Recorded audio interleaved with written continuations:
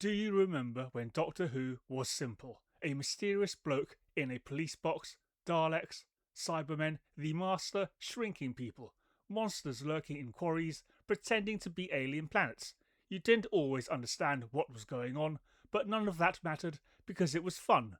Fast forward to 2026, and Doctor Who isn't fighting Daleks anymore, it's fighting itself. And somehow we've reached the point where one of Britain's most iconic television shows is facing an uncertain future.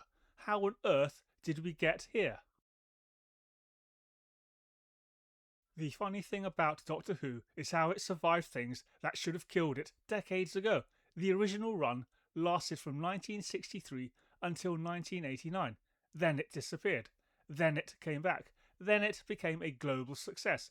Christopher Eccleston kicked off the revival. David Tennant turned it into a phenomenon. Matt Smith brought in an entirely new generation. Even when fans argued about which Doctor was best, the show kept moving forward.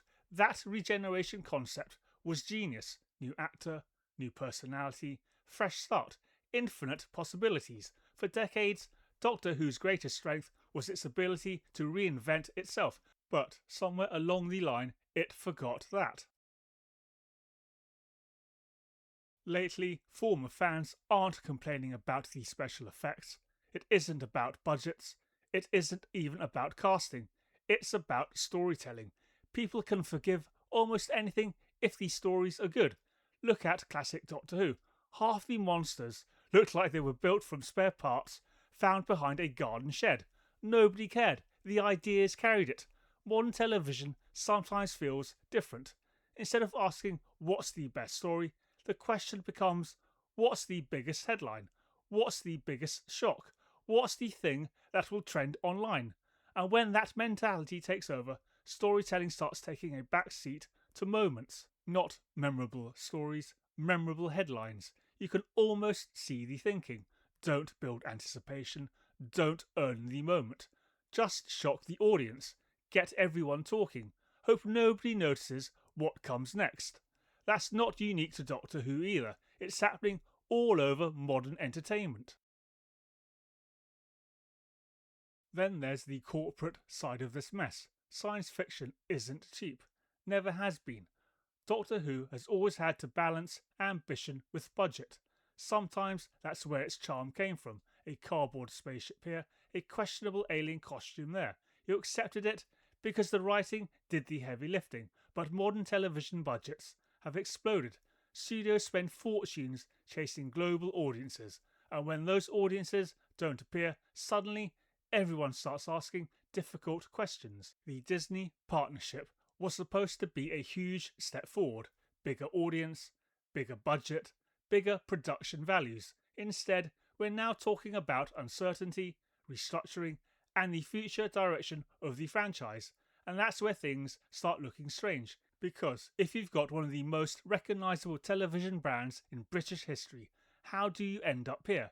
That's the question people are asking. Here's the thing. I don't think Doctor Who's biggest problem is money. I don't think it's special effects. And I don't think it's casting. I think it's much simpler. People fell in love with Doctor Who because it was imaginative.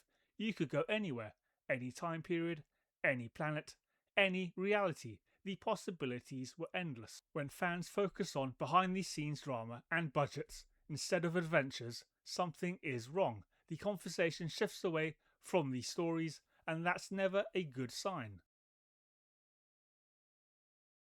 As someone who grew up with Tom Baker and Peter Davison, I look at all this and just shake my head. Back then it was simple. A blue police box, some monsters, a bit of imagination. Job done. Doctor Who survived for more than 60 years because people loved the adventures, not because of corporate strategies, not because of social media trends, and definitely not because of headlines. Can Doctor Who recover? Absolutely. The format is practically indestructible. A new Doctor, a strong showrunner, good stories, that's all it takes.